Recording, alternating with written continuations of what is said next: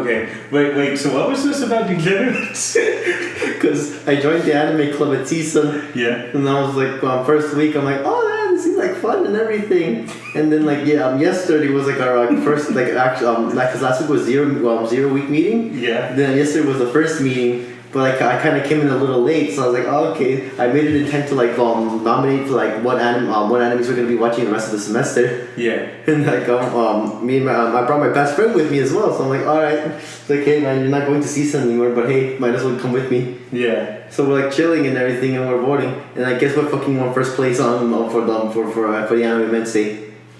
Wait. So this is an anime you guys had to watch? The whole semester. Oh, what the fuck? Okay. Degenerates. So my choice will either be between Cory in the House or Sword Art Online. No, I would have preferred those. I would have honestly preferred those. Manga Sensei. No, luckily not. What is a show that I said degenerates, not like... Not psychopaths. Not psychopaths. Oh, an anime you don't like. I'll give you a hint. It's a part of the Fate series. Is it The Cook and Kill with Emiya? No, I haven't even seen that one. Or is it the Studio Dean Fate Stay Night? No. Fuck. I would have preferred that one still. What is a bad Fate series? Apocrypha? No, Fate, Prince Macallion Ilya. What the fuck is that? I've never heard of that. It's literally just like Cardcaptor Sakura, but like they're all lollies. And Ilya is the main character. Yep. So pretty much literally like the whole premise of that show is that Ilya is like a magical girl in that show, and they're pretty much trying to collect cards. What the fuck? When did this come out? I've never heard of this. I never heard of it either until like Josh told me about it. So like I was like checking, it's like I guess it's a Fate series, so I guess I was checking it. I was like, what the fuck is this? Archer's a lolly, Ilya's there, everybody's after like Emiya's dick. Oh my god. And they fucking loot the lollies. I'm like, I don't like this. And I got first place at the mainstay nominations. Dude, I don't know what it is with the lolly fire right now. Have you heard about one of the number one hentai that's out right now? No. Okay, so Ben saw this. I saw a little bit too before. I'm like, fuck this. So I'm gonna give you the setting.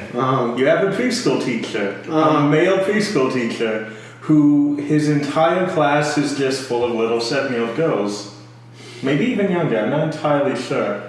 But then one day the principal of the school says, hey, here's some snacks for the kids that we bought for the school.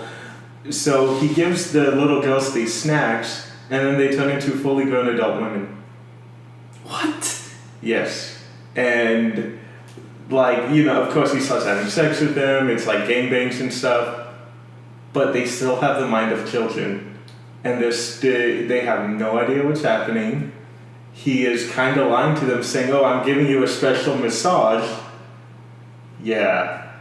And Ben told me like, oh, there's a girl that knows what's going on. And I'm like, really? He's like, yeah, because she saw her mom and dad have sex. I'm like, what the fuck is this? And it's like, yeah, it's the most popular hentai of the season right now. It's like, what the fuck is this? I'm kind of curious where you got these statistics from. You go on haname.tv and it is up there with the most popular. Oh shit. Yeah, and then you scroll down the comments and they're saying, I found this on another site, I found this on another site. This has this rating on this anime website.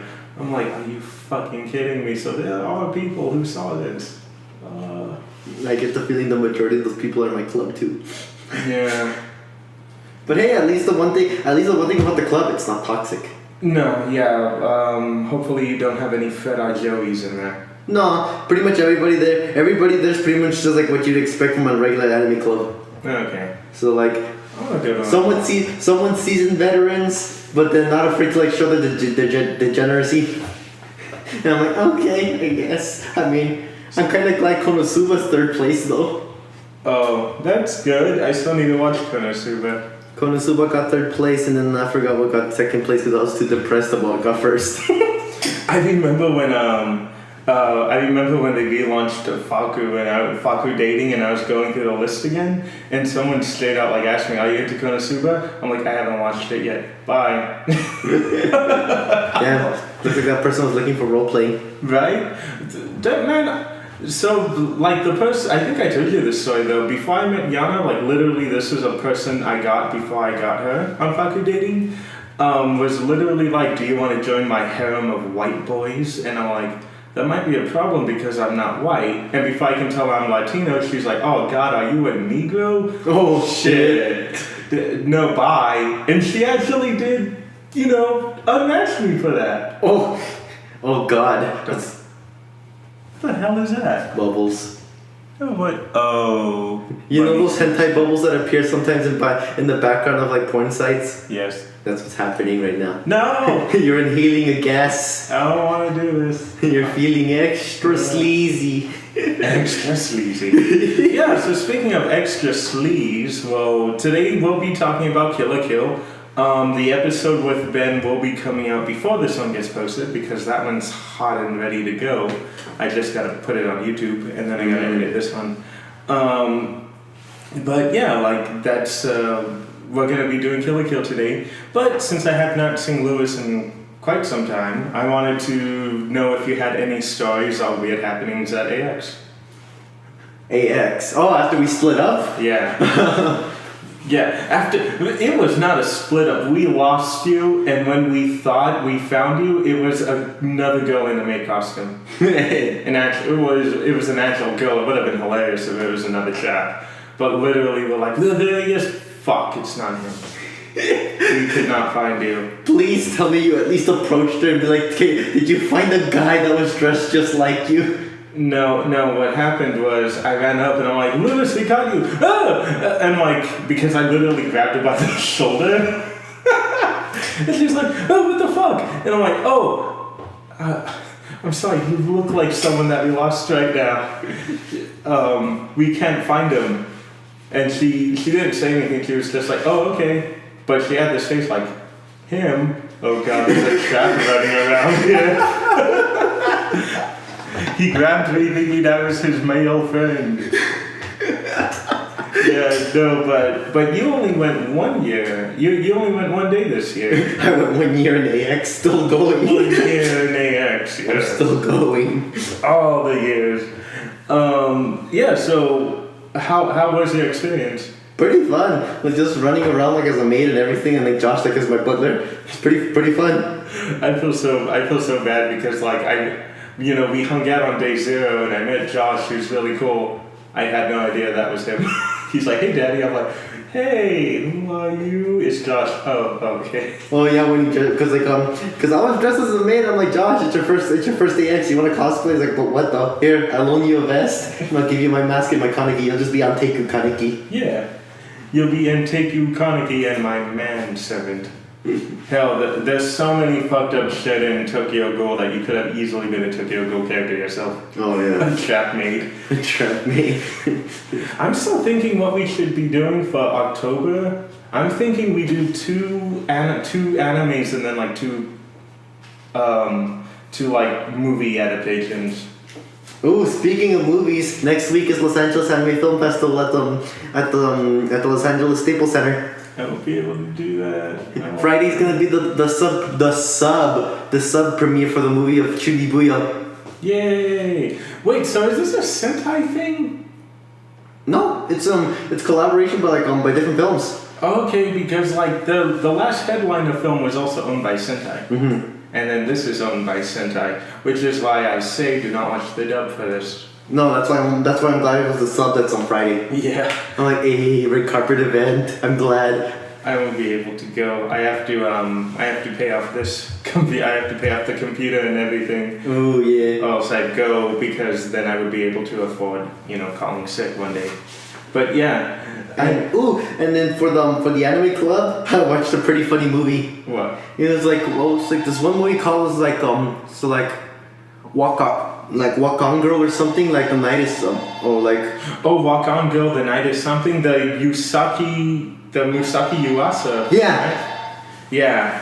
I wanted to see that. That was in theaters for a few weeks.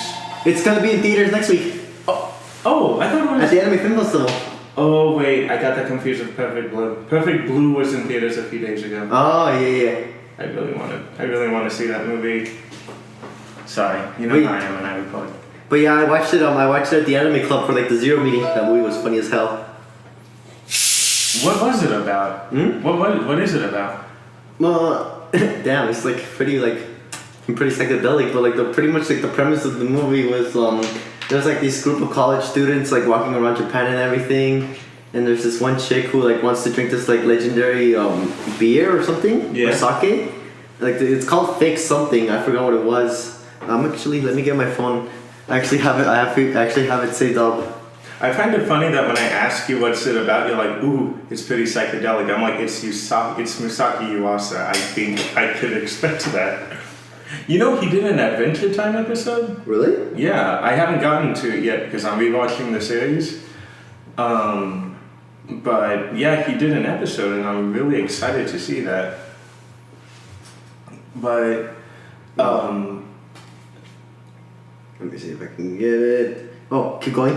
oh, okay. But yeah, also kids, Adventure Time is responsible for my first real fight with Yana.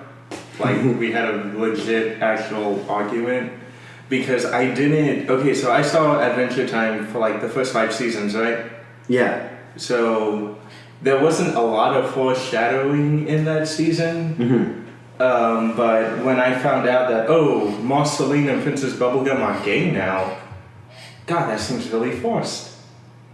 Like, are they just doing that to kind of get on the bandwagon? But like, she didn't like that. And I even told her, like, look, as far as I know, maybe they did start hinting at it later. I don't know because I stopped after 5 seasons out of a 10-season show. Here it is. The night is short. Walk on, girl. There you go. Is it okay? Oh, yeah.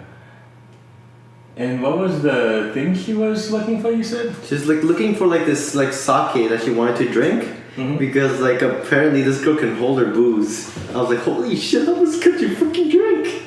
That seems really odd for like a Japanese girl too, especially from the way how other anime will portray women drinking and how easily they get drunk in anime. Yeah. If you want, you can read more about it because like I cannot do this justice. I cannot do this show justice by explaining it. Okay, so it reads here from the visionary mind of director Masaki Yuasa, Mind Game Adventure Time's food chain episode. From The Night is Short, Walk On Girl, a comedy about one epic night in Kyoto as a group of teens go out for a night on the town. A sophomore known only as the girl with black hair experiences a series of surreal encounters with the local nightlife, all the while unaware of the romantic longings of Senpai, a fellow student who has been creating increasingly fantastic and contrived reasons to run into her Yep. in an effort to win her heart. Aww. Yep. I want to watch this. God damn it. It's a pretty good movie. I loved it. How did you guys watch it on other means? Or did someone have the movie already? No, someone already had the movie in the club room. We just literally hooked it up to like the projector and everything, and we screened the whole thing in the room. Yeah, then maybe it's already on Blu-ray and stuff. I'm gonna look for it. I bought I Am a Hero on Blu-ray the other day, so I'm like, yeah. I might make you guys watch that. I don't know yet. But yeah, anything else before we hop right into the show? No, pretty much it. Yeah, I already told you about my cosplay deviant story. Oh yeah. God damn it. Wait, let me say it real quick for them because it got lost in in what I am now calling the cursed golden time episodes. The Cursed Golden Time? What? We had to do that show twice. Yeah, that's why I told you when you didn't show up the first week, the next week I said we're gonna have to do golden time again. So just letting you know, you still have a chance to be on that episode. Hey. But yeah, no. Damn. What happened is we lost the audio because I forgot to save it, and then the second time we have it now. But the second time I lost the first laptop, Mm-hmm. Oh. so it also didn't get released. But it will get released along with the Kill la Kill episode, along with me and Ben's anime guitars. Yeah, we'll have things ready for it. But yeah, what ended up happening was I wanted the Doki Doki loot boxes, right? Yeah. So I wanted a Natsuki one. First of all, and I even said, fuck you guys, you're lying. I was waiting in line, and Anime House was like, yo, so there was a shipping error. We only have the Monica boxes in today. And I wasn't the only one making that joke. Everyone was like, fuck you, you know that's the only box you made. Like, there was no other Natsuki Yuri boxes. There was only Monica boxes you guys made. Just Monica. That's Monica.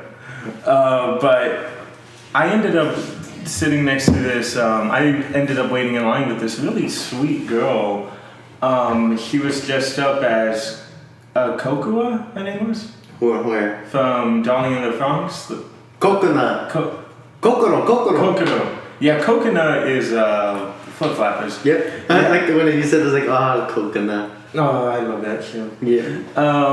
Yeah, so I ended up talking to her. I'm like, oh, your costume's really cool. She's like, oh, cool. So we started talking back and forth, and of course, Oh yeah. Now I remember why Ben like coconut.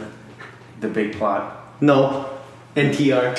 Yeah. She NTR. I love how every time I mention any form of anime or any situation non-anime, yes, but it was the NTR in it. I'm like, fuck you. Yeah, that's pretty much Ben in a nutshell. But he ended up. No, sorry, we ended up talking like the whole time, and she was really cool. Of course, she had to drop in the whole "I have a boyfriend" thing, but You should have said I have a trap. I'm like, I got a trap too. And then you could have just summoned me right there, like Lewis. Yeah, show up. that was the day before you got here. If I ran into you earlier, you would have met her because I would have made you guys come to the booth with me.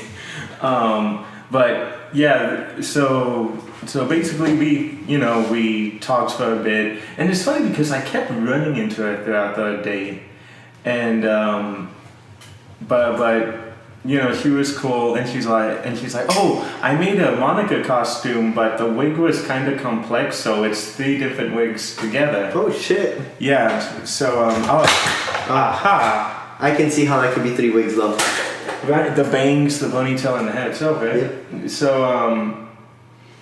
So like I said, oh really? I really want to see that.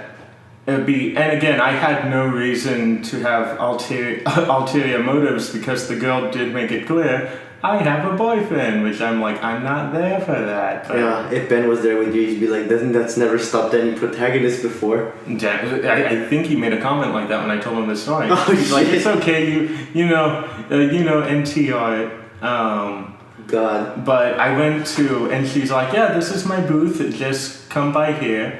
The more I look at my Nendoroids, the more I'm wondering why there's not a Luco on Nendoroid yet. A Lucor? When? Is there not? There's only Figmas. Well, maybe the people don't want to. Wait, how are there any busty Ninjoids? I don't think I've ever seen a busty Ninjoid. Well, Iowa's pretty busty. Oh. I have the Iowa right there. Yeah, because my Sagumi one doesn't. They cover up the bust. Oh, bullshit. They don't cover up the bust for that one. Oh, okay. There's like an Iowa right there hiding in the corner. From Kantai Collection. Aw. But yeah, so she told me the booth number, and I'm like, okay, thanks, I'll go Saturday morning. No, well, not Saturday morning. I got lucky because they're only there for maybe like 2 hours at a time. Ah. So I went over there, and I noticed that the place reads Cosplay Deviants, and they're checking IDs. I'm like, okay, I don't know what this place is, but thank God I'm 24. I hand them my card. I go in. Nothing but a bunch of photos of naked girls, including the girl that I was talking to. I'm like, oh God, this is so awkward. I'm seeing photos of me naked, what the fuck? And she's just there, like, smiling. She looked at me like, I don't know if it was like, fuck, he actually came, but she just looked at me with kind of a dead face. But then when I actually went up to talk to her, because I ran into Nestor, so Nestor went in with me. So he's just looking around, and he's like, oh, look, a Monica. And I'm like, yeah. So once I can already imagine the like it's probably like, oof, mommy. Exactly. I can already hear it in my head already. And he, But by the way, I saw the look on his face because she was the one that was, when you ask for photos, she immediately does this. Mm-hmm. Like she cuddles up on you. The look on his face is like, like he stopped himself from making the woo noise, but he's just like, oh. But with me, I'm like, oh, okay, ooh, she stopped. Like I almost just wanted to go like, but we just started talking about the thing, but it was so awkward seeing like, I'm talking to her, but at the same time I'm looking at the wall and I'm just like, oh dear fucking god, there's like 5 different sets of her just nude. Jesus. And So that's what that place is for. yeah, basically, they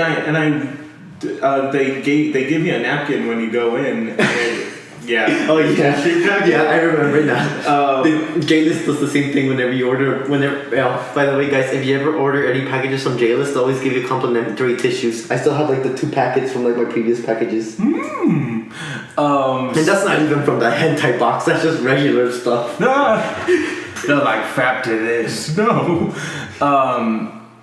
No, but on that card comes with like, like Shile, a free Shile. Mm. So I went on it and yeah, it's, Cosplay Deviants is basically Playboy, except all the girls are like otakus. Girls and boys. There's like a small portion of men on there too. Of course, it's just a small portion. Of course. They ain't fucking going there for the men, goddammit. They're going there for the fucking sexy ass otaku girls. I'm probably gonna be doing my best friend in Berkeley a favor here, but like, all right, I motion to make a purely yaoi magazine. Oh no, please don't. Hey, if anything, we've got some leeway with it. We can like just dress some of the guys as traps. That is true. We have some creative leeway for this. Get some creative leeway and then slap our podcast name on it. Boom, free advertising. There you go, man. And hey, man, if we get lucky, I have a bunch of Korean friends. We can make them look like girls because they're already naturally beautiful. God damn it, man, fucking Koreans. There's so many fucking. I hate running into like the Korean fans at AX because all of them are almost all traps. Yeah. Oh my god, I fucking hate you guys. Hey, that's a really nice costume. Oh, thank you. Oh, god damn it. Penis, go down. That's how the Tanya from what the fuck Yojo Senki reacted when she took a picture with me and like she's like, oh thank you. It's like, wait, that was a guy. It's like I had to hold back from laughing hard. Yeah. I had to pretend I didn't hear her. I was like, I kind of want to say yes, but at the same time I kind of want to leave her in disbelief. Yeah. Alright, so before we move on to the actual show, I just want to say, go check out that girl's Instagram from Beauty Queen Modeling, I think is her name. Her actual name, if you want to look for her on Cosplay Deviants, is Sleeping Queen Regina. She is a very sweet girl, and I think anyone needs to like just check her out and follow her on social media. Her Instagram, she shares the account with another girl named Usatame, who is supposed to be really popular on Cosplay Deviants. So follow her too, because she's equally just as cute. So not only do you get to follow a really cute girl, but you get to follow another really cute girl. 2 for the price of 1. Anyway, Lewis. Go, Daniel. Oh my god. I told you they exist. Wait a second, they gave me a keychain for this girl. Oh, Supersonico? Yeah. Oh, Supersonico? Never mind, it was a different one. Voiced by Jessica Nigri in the anime adaptation, did you know that? I did not know that. Yeah. I did not know that. Jessica Nigri, who is already lewd as fuck. Oh shit, I didn't get anything up yet. Well, I mean, something is up, but it's not helping anyone. My collection is so barren. Well, is this like half of your collection? Or what? Your stuff? I'm just planning on getting more, but my wallet says no. But then the new releases. Dude, I'm like that right now with Ninja Turtle stuff. I'm just like, please stop releasing cool shit. It's a good thing I fucking hate that new TV show that's out, or else I'd be buying this stuff too. Oh my god, man. Right now, university's kicking my ass financially. Yep. Get used to that. I was like, Wait, not opening 2, goddammit, people. Anyway, guys, we are talking about the 2013 series Kill la Kill. Oh, I remember seeing this in Crunchyroll. What? Kill la Kill. Oh yeah, that's how I was watching it too. When they announced it. I saw it in high school with my theater special effects club. Dude, I forget how young you are. I was already in GCC when this came out. Wait, yes? Are you 20 or 21? I'm 21 right now. I mean, the case of beers in my closet should tell you otherwise. Oh, okay. Okay. I've let loose. Huh? I've let loose. Okay. Hey, I'm extra thick. Yeah, extra thick. Who the hell is that? That's my friend Oscar, who you guys replaced. God, I like how it just popped up as Ryuko showed up. I'm like, eh. Because they know that Ryuko really gets me going, so they're trying to censor it. I think this goes without saying, but I think you already know what my main ship in the show is. Mako X Gamagori. Yep. Hell yeah. You gotta be fucking weird if you're like Mako X Ryuko. I'm like, no, fuck that shit. It's all about Gamagori. It's Gamagori and Red Mako. I mean, although he kind of did he's kind of like a piece of that shit in the beginning. Yeah. Haven't you seen one of the photos on my Facebook? What? Which one? It's Gamagori and Mako on It's a Small World. Oh yeah. Wearing Disney hats. Yeah, I saw that photo. It's a small world, sing with me, Gamagori Senpai. Makes sense.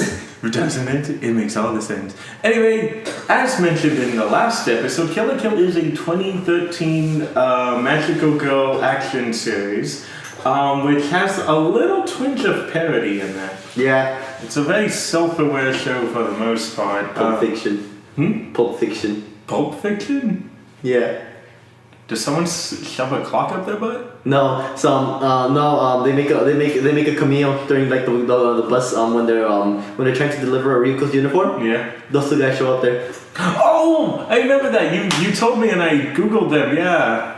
Yeah, dude, that's Trigger, dude. Trigger, they're so fucking Americanized. It's funny because when you go to like the Trigger panels, chances are 4 out of the 5 people over there are going to be speaking English, while you have that one dude who started in Gainax speaking just Japanese. Hey.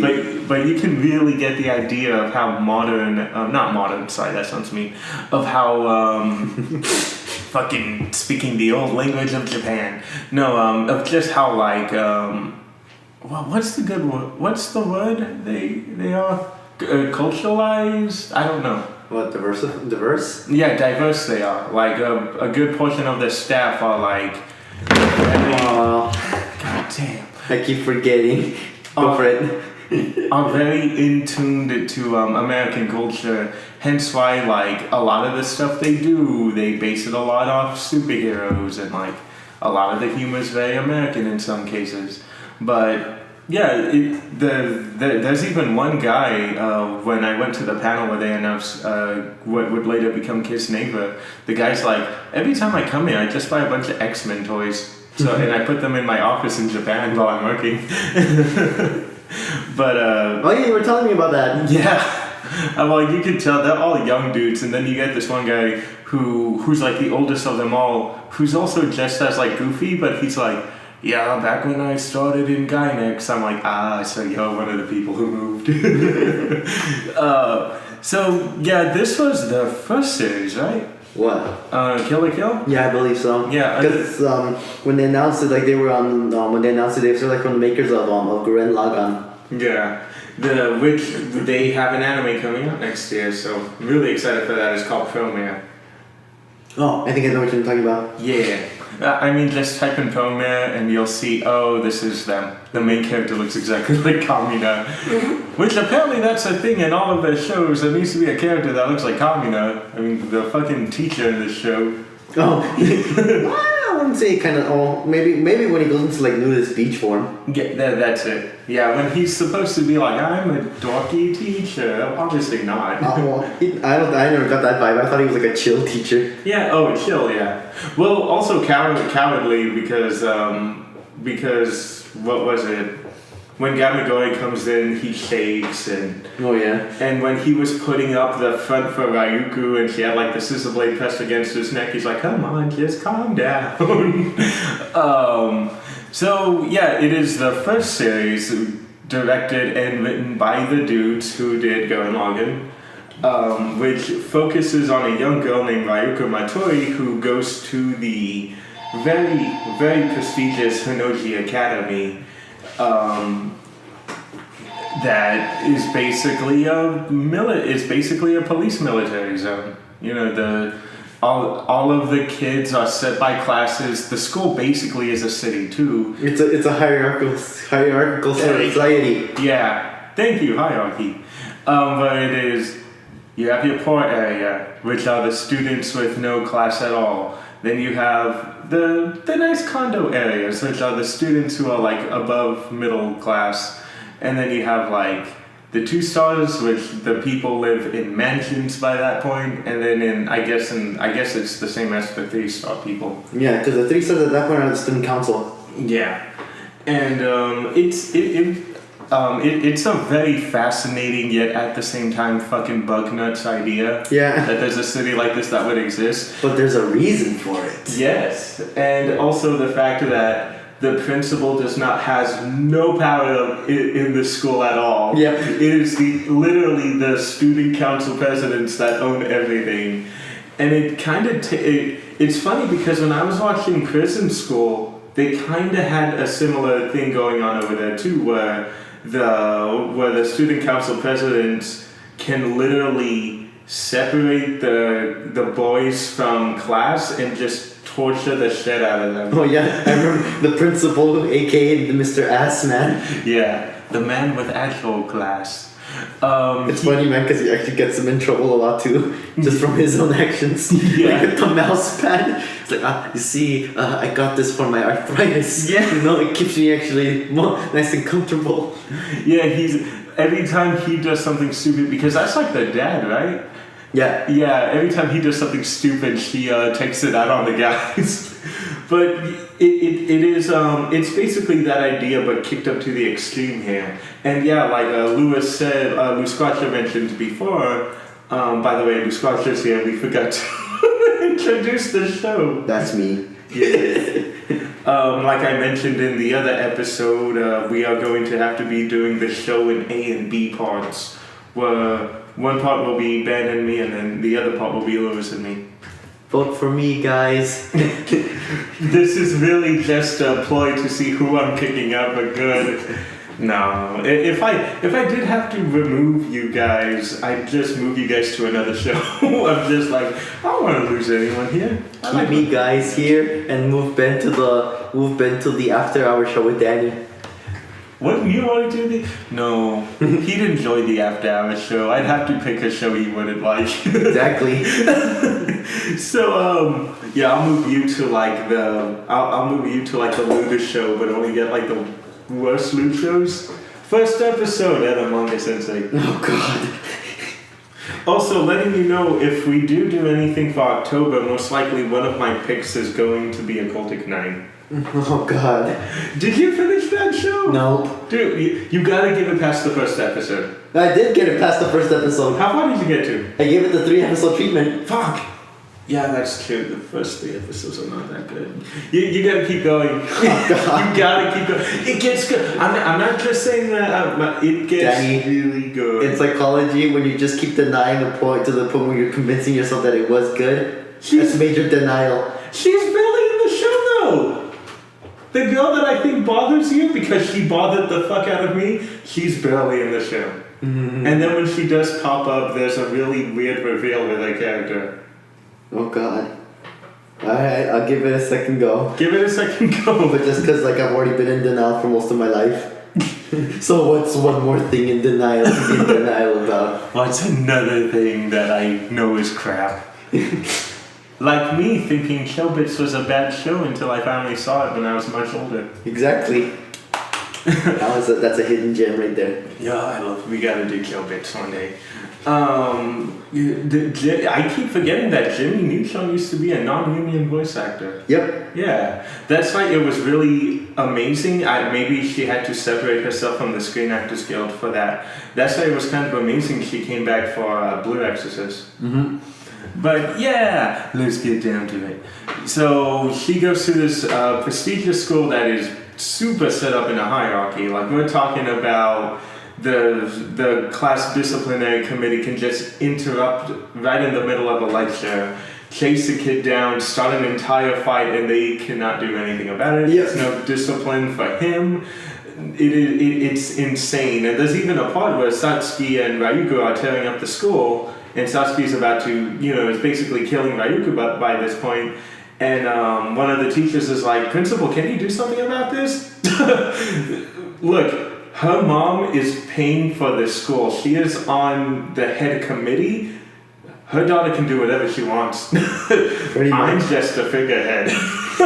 Dude, not only that, but that first episode was pretty funny as well, because the reason why the kid was being chased is because he stole one of the Goku uniforms, which is what they're called. Yeah. The Goku uniforms. So the thing the thing about the Goku uniforms and the reason why these student council presidents are pretty strong and everything, Yeah. is that they're all infused with something that's called a life fiber. Yes. Which is a very mysterious and at the same time dangerous thread that can be integrated. What? I'll continue. Just having moments. Okay.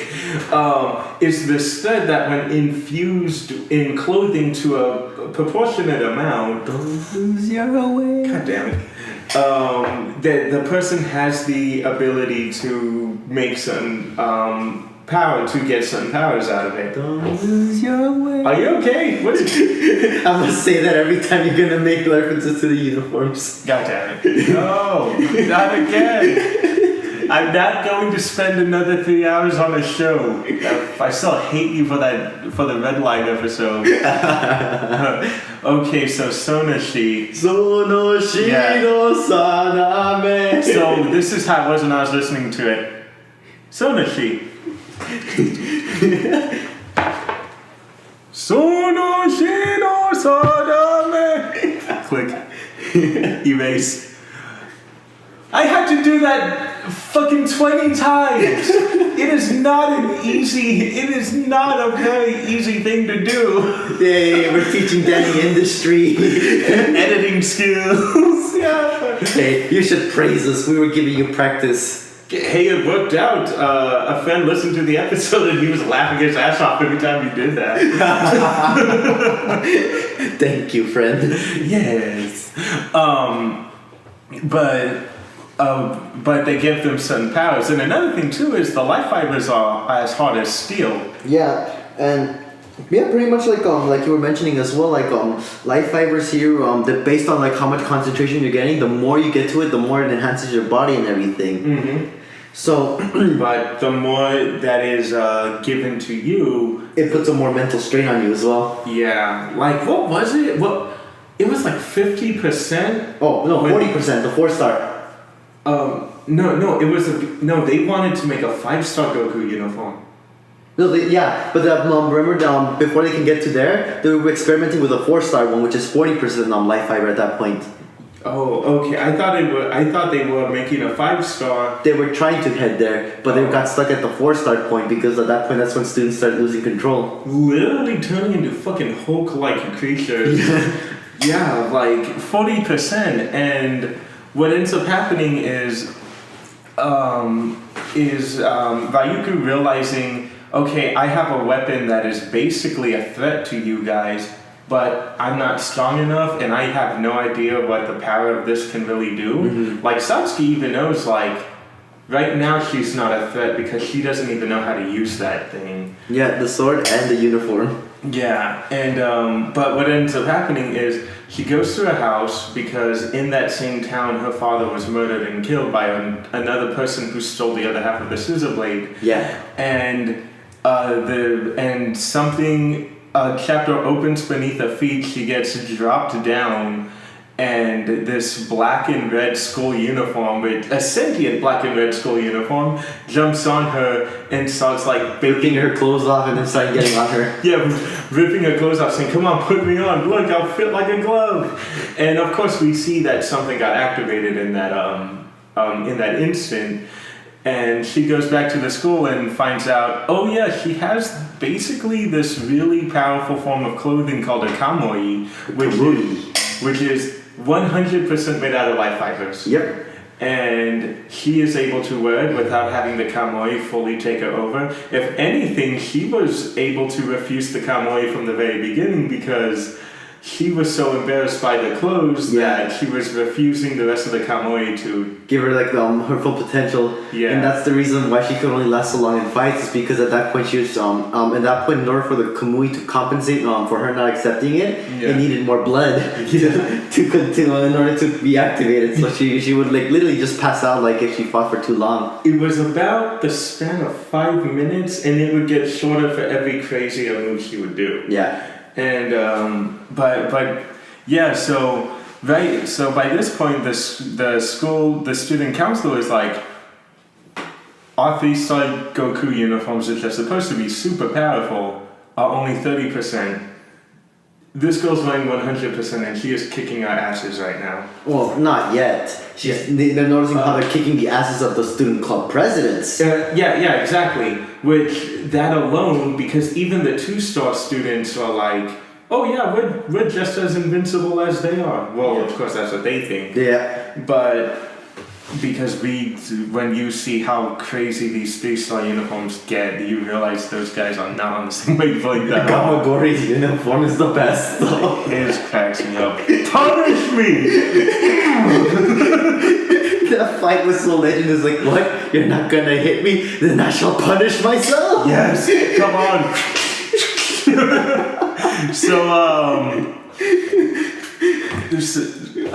So what we're gonna do, we're gonna kind of speed through the first half. I was not expecting that of him at all. Yeah, we're gonna kind of speed through this first half so we can cover the second half. That works for me. Yeah. No spoilers. Okay. We can't. We already kind of did in the first half. Ben let Satsuki's twist slip. God damn it, Ben. Yeah, but no. If that's the case, then we can go a little slower. Talk a little bit more about the ending because we didn't get that at all. Ben didn't finish the show in time. Okay. Yeah. But yeah, basically the student council, they're comprised of the disciplinary committee, which is Ira Gamagori, who is this big hulking student who is 20 years old because he intentionally held himself back for 2 years so he can go to high school at the same time as Satsuki. Yeah. I forget her last name, but her name is Nonnon, which is the Biori. Yeah, the non-athletic activities committee chair. It would be really fun though, seeing her just get on top of Ryuko and be like, ah! Just like, you better not look at me again, or before I soon you. Is that what she was trying to do? I need to watch that full show. I love that clip. The show's pretty good. I just don't watch it because I know you guys will make fun of me.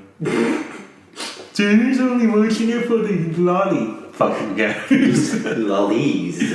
Lolly? Is there? Nobody that's higher than high school. Oh. They just look like it, but they're not. Oh, I thought it was only that purple hair one. Okay. She's a middle schooler. I'm going to jail. God damn it. But yeah, she is the non-athletic activities director, and she is non-athletic or athletics? I thought she was banned. She was banned, but I think the actual chair was like non-athletic activities. I can't remember it because like they said something about the circus club being under her jurisdiction, just like how the head of the boxing club was Sagegeyama's division, which they're just like, yeah, you should be ashamed that one of your guys couldn't take her out. Mm. And Sanagayama is the athletics. Yeah, you know what? No, she's only banned. Yeah. Sanagayama is the athletics director. He is the head of that entire committee. And then they have the information broker, which I forget his name, but... No one ever remembers his name, not even I. Yeah. I feel bad because I had to kind of defend him Thursday, because Ben's like, he's not... Yeah, like I wouldn't say he loved her as much as the other four did, and like no, they did. All of them like loved her. They were all loyal to her. Yeah, like remember near the ending when like Ryuko's like, fine, if you want me to trust you, you have to let me punch you in the face. So when he punches them, they end up getting in between her, and they're like, you were holding back. If you're not going to give Lady Satsuki your full punch, then you have no right to punch her. Yeah. That's true. That did happen. Let me get the name. God, that show got so crazy though towards the end. Dude, it's a fun. This is what happens when you have Trigger and you have the guys who did Gurren Lagann. Exactly. Hell, wasn't the whole point of the Gurren Lagann movie because the writer who left the show wanted to do the ending fight his way? Yep. And that ending fight was supposedly twice as crazy as the actual show itself. Yep, it was. So we have Irigan Meguri, Uzu Sanagayama. We have Non Jakuzuru, and Hoka Inomuta. So that's the... Huh? Inomuta. I shall remember his name. Yes. Probably not. I'll probably forget it by the end of the series. So anyway, the computer nerd. Oh shit, what was his name? He's the information broker, and I actually really like his backstory. He was just a piece of shit hacker who was like, oh, here's the stock in Revix. Goodbye, stock in Revix. And then he's like, he was able to break down the super advanced firewall, but he didn't take into account that they sniffed out his IP address in the process. Oh yeah. So they found him literally seconds after. And Satsuki put him on because though she thought it was amateurish that he couldn't fully escape, she did respect the fact he broke down such a powerful firewall. Which is what I like about like that their stories on how she recruited each and every one of them. Yeah. Sanagayama's was like she was basically a victim. I'll say victim of one of her older school raids. Oh yeah. Oh yeah, that guy was a Yankee, wasn't he? Yeah, he was a Yankee, and she beat the fuck out of him, beat up all his dudes, and he's just like, he thought that was admirable, and she said, if you really want a place where you can go all out, a place where you will have worthy opponents just as skilled as you, come to Hinoji Academy when you graduate. Yeah. Yeah, and those guys, they came, worked their way up, and they love her guts. Mm-hmm. They fucking and it's cool because I forgot they were even doing this, but they were setting up a lot of parallels between Satsuki and Ryuko, where Satsuki had these people who loved her guts. She had a butler who would literally die for her. Mm-hmm. Well, Ryuko had her school uniform who she talks to that no one else could hear, so literally she's the crazy chick that they're letting live at their house. Oh yeah. Even the mother catches her on that as well. Yeah, and I even love that when they're watching her, like, she's talking to her school uniform again, Mako's dad's like, it's always the hot one, son. Best anime family. Oh my God. That's true. They always did try to peek at her whenever she took a bath. God, I love how like the episode where Ryuko realizes that she was holding Senketsu back because she wasn't comfortable releasing her body out like that. Mm-hmm. How Mako is like, you need to be okay with your body. My dad once told me the other day, oh, that Ryuko girl has an amazing rack, and like. So Mako's boobs are bigger, she's a little bit more thicker than her. So you won't say that about your daughter for obvious reasons, but that won't stop you saying it about her friend who is the exact same age. Ain't my daughter, it's okay. He's a back alley doctor, he's sleazy already. Exactly. But also, the only back alley doctor to advertise the fact that he's a back alley doctor. That's true. I don't get sued because none of my clients are allowed to do it.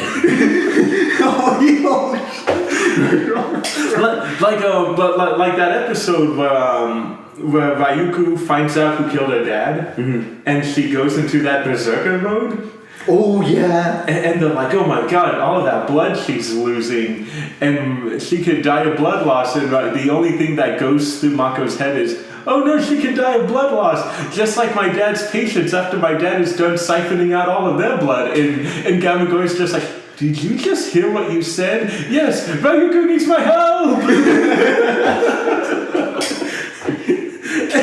And even at one point when she's running at her, she's like, no, Ryuko, stop bleeding out. That's a lot of money.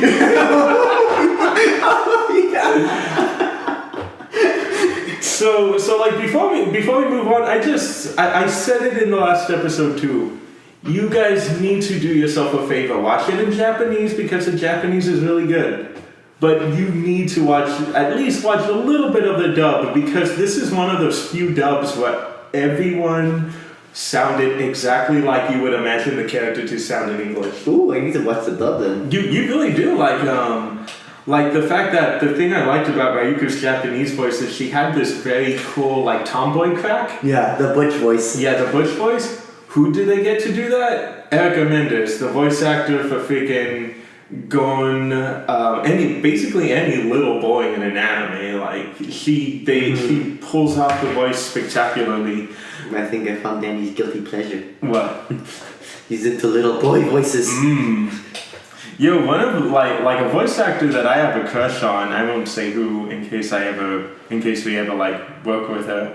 But I will mention her major roles and everything. Yeah, her major roles. So you guys will definitely know Killua in Hunter x Hunter. Oh yeah. Yeah. Fuck it, I'll just say it. Christina V, who is Mickey, I think it's her name. Yeah, Mickey in Devilman Crybaby, in the dub for that. That show was surprisingly still so good. The girl who had her head in the clouds. Yep. You know what I mean? But how about you go and mention something?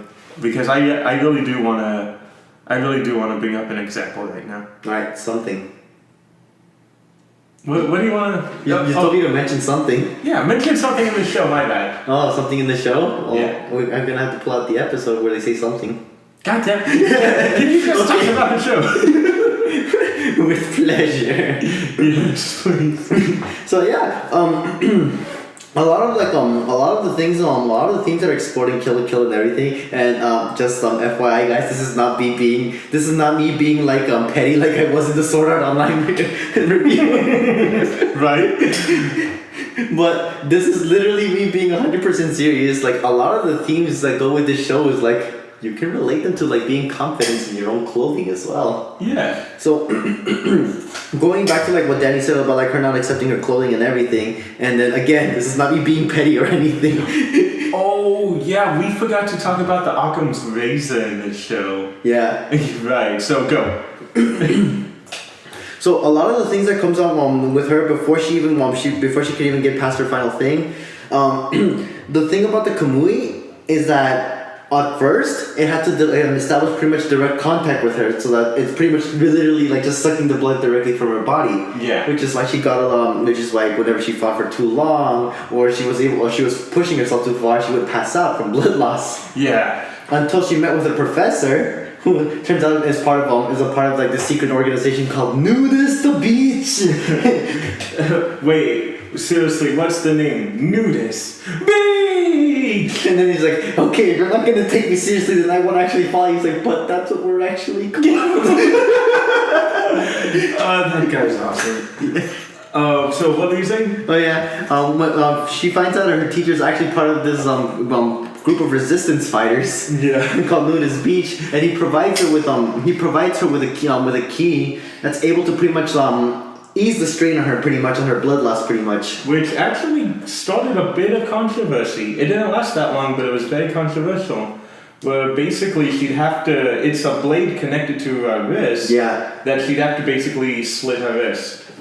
But it was across the stream, so, at least it wasn't like, it's time to activate my Kamui. Down the river I go. Down the river. Oh yeah. Remember, Lewis, across the stream for attention, down the river for results. I was about to say that you beat me to it. I'm sorry. But yeah, so what about I forget what the thing was called. It had a name. I keep forgetting too. Yeah. Because after she accepted Senketsu, I was like, I don't need to know this anymore. She's already accepted him. Yeah. So what do you think? But for the longest time, that was pretty much her only means of being able to last even a bit longer in fights. Because beforehand, she really was not comfortable wearing Senketsu in his battle form and everything. Yeah. And I forgot how cute that was too, because the thing I never really mentioned is Ryuko is Tsugumi from Niseko is my number one waifu. Ryuko's my number two. So I always forgot how cute it was seeing her blush in that very terrible slutty outfit. And everyone's like, oh my god, and she's just let's hurry up. Oh my god, yeah. And then, remember, Ryuko seems like she's a delinquent and everything. Yeah. Just from hearing her, but she's a really pure and innocent girl. Yeah, she hates dressed up in this costume. And oh my god, she gets fan service so much. I feel so bad for her. That episode with the tawny obstacle course. Oh yeah. That stupid ass girl. Oh, the pain! Penny shot. Hallelujah. I like how that also kept playing as well. What's more, Ryuko is a tsundere confirmed. She wears striped panties. Yes. So let's play a little bit of her dialogue from the dub.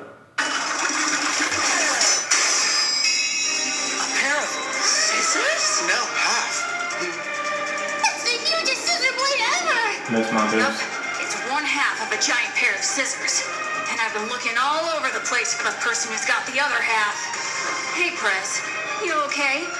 You look surprised to see this thing. Like maybe you've seen it before. You have seen it before, haven't you? And what if I have? You have seen it. You've got the other half of my scissors!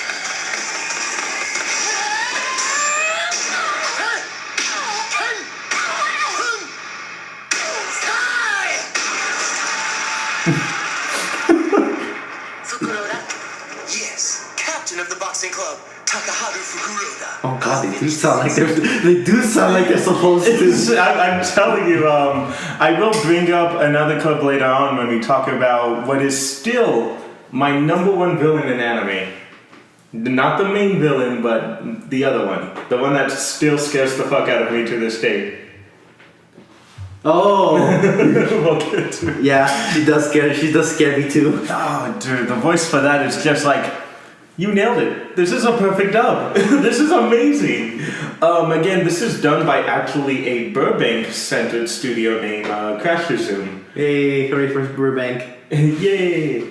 And they are really close to they're really close to the Woodbury University where my friend used to go to. God, that explains the voice actors. Right? And also the boxing guy, the lesser known voice role of Ben Diskin in this show. Ooh. Because Ben Diskin plays, if you remember, Takarada in this show. Yeah. Yeah, and that's the only character people remember him as, but they completely forget that he was another, he was he was the boxing club guy. Yeah. But people are like, oh man, you were awesome as Takarada. I'm like, he's someone else too, guys. He's another character in that show. But yeah, the whole show, going to when Ryuko starts accepting Senketsu. Senket, I was noticing. Senketsu, yeah. Yeah, that's the only thing the dub kind of got weird because they started saying Senkets, Junkets. Oh yeah. So I started thinking maybe it's a silent U, but but they end up duking it out because Satsuki found not found, but while she was a little girl, her dad created a kamui, who, by the name of Junketsu, which someone told me it meant purity. Yeah. Yeah, which that's kind of ironic, given what they end up using it for later. Oh yeah. They she finally breaks it out, even though a lot of people who knew her, including her mother, believed she was not ready for it. But she Oh yeah. And then her butler was telling her like that she wasn't supposed to use it until she was at least married. Yeah. Which I think when they meant married was when the world fully got taken over by the Light Fighters. Yeah. That's when she would wear it. And she puts it on, and later there's a hint telling you why Ryuko's able to wear it with ease. But Satsuki, she had to fight it when she first transformed. Mm-hmm. She basically pushed it down to the ground, metaphorically saying, "You are mine, I own you." And even in her fight, she's using it splendidly, but we do see every time she needs to take it off, they literally have to shrink it, bolted back in its case while it's trying to squiggle out, wanting to get back on her. Yeah. Because these things are sentient clothes, and this might have something to do with the fact that Sugar is really into comic books. It's very Venom and the Symbiotes-esque. Oh yeah, especially when they transform, because when they do the transformation sequence, you just see like this picture of a demon just biting down on them before they turn into the sailor uniform. Yeah, and when full control is given to the Kamui, and I'm talking about more control than it needs, it flat out turns you into a monster. But they end up duking it out, and they're realizing that Satsuki's not having the same problem that Ryuko is. And Satsuki gives her an incredible speech, which is, I will do whatever is necessary to achieve my goals. I do not care if I have to flaunt my body. I do not care who it is. I do not care how much. As long as it means I will achieve my goals, I will flaunt as much as I need to. Showing like, look, I'm doing this for a reason. Just chill. And I felt that's what they were saying to the audience, the creators of the show were like, yes, we know this is kind of gratuitous, but just wait for it. Yep. And you have to wait for it. You really do. I think it's like episode 21 where they finally explain why the suits have to look like that. Out of a 24 episode series. 25 if you want to count the OVA, because that literally is episode 25. But yeah, like, so Ryuko, after I mentioned it earlier, a very weird pep talk from Mako, finally just lets it all out, lets Senketsu do his thing. And accepts Senketsu pretty much. Yeah, accepts him. And Senketsu is immediately like, I drink as much as I need, we're good. Like, you don't even have to worry about the 5-minute time limit now. And yeah, they fight off Satsuki to basically a stalemate. And from that point on, we start getting little episodes that kind of give us hints to what's going to be happening later. Oh, like the bounty hunter?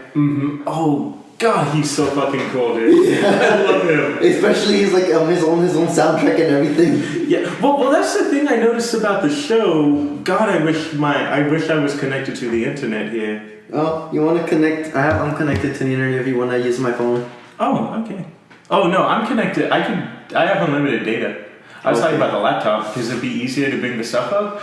But this show's soundtrack is being done by Hiroki Serrano, who, of course, a lot of people know as the composer of Attack on Titan, Seraph of the End, Blue Exorcist, Recreators, Aldenor Zero, a lot. Basically, a lot of people turned him into a meme because he does this thing called the Yusaki drop, which is basically he has the build-up, and then you get the drop. Like, the biggest example would be Blumenkranz. Oh! Blumenkranz is a little drop. Let me see if I can get to that.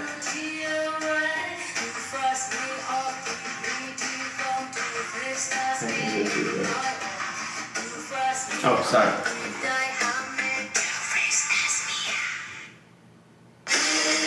This like examples of that, where he just stops it and then the song really picks up from there.